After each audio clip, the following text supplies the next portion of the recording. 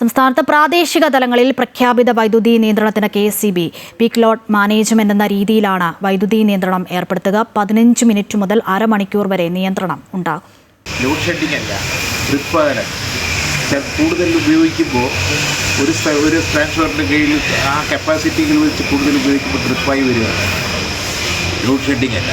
Power കട്ടോ load ഷെഡിങ്ങോ ഉണ്ടാകില്ലെന്ന് വൈദ്യുതി മന്ത്രി ആവർത്തിക്കുമ്പോഴും കടുത്ത വൈദ്യുതി പ്രതിസന്ധിയിലാണ് KSEB. പുറത്തുനിന്ന് വൈദ്യുതി വാങ്ങാൻ റെഗുലേറ്ററി കമ്മീഷന്റെ അനുമതി ലഭിച്ചതോടെ പ്രതിസന്ധിക്ക് പരിഹാരമാകുമെങ്കിലും ഉപഭോഗം റെക്കോർഡ് തലത്തിലേക്ക് ഉയരുന്നതിനാൽ നിയന്ത്രണം ഏർപ്പെടുത്താതെ മാർഗമില്ല. അതിനാൽ പ്രാദേശിക തലത്തിൽ പീക്ക് ലോഡ് മാനേജ്മെന്റ് എന്ന രീതിയിലാണ് നിയന്ത്രണം ഏർപ്പെടുത്തുന്നത്. 15 മിനിറ്റ് മുതൽ അരമണിക്കൂർ വരെ നിയന്ത്രണമുണ്ടാകും. ലോഡ് കൂടുന്നതിനനുസരിച്ച് പ്രാദേശികമായി നിയന്ത്രണം ഏർപ്പെടുത്തുന്നു. സാധ്യമായ സമയത്ത് SMS വഴി മുൻകൂട്ടി അറിയിക്കുകയും ചെയ്യും. ഓവർലോഡ് ആകുമ്പോൾ മുൻകൂട്ടി അറിയിക്കാനാകാതെ തനിയെ വൈദ്യുതി കട്ടാകുന്ന സാഹചര്യമുണ്ടെന്നും KSEB അധികൃതർ ചൂണ്ടിക്കാട്ടുന്നു. പലയിടത്തും നിയന്ത്രണത്തിന്റെ ഭാഗമല്ലാതെ തന്നെ ഉപഭോഗം ക്രമാതീതമായി ഉയരുമ്പോൾ സ്വാഭാവികമായും വൈദ്യുതി നിലയ്ക്കുന്ന പ്രവണതയും ഉണ്ടാകുന്നു.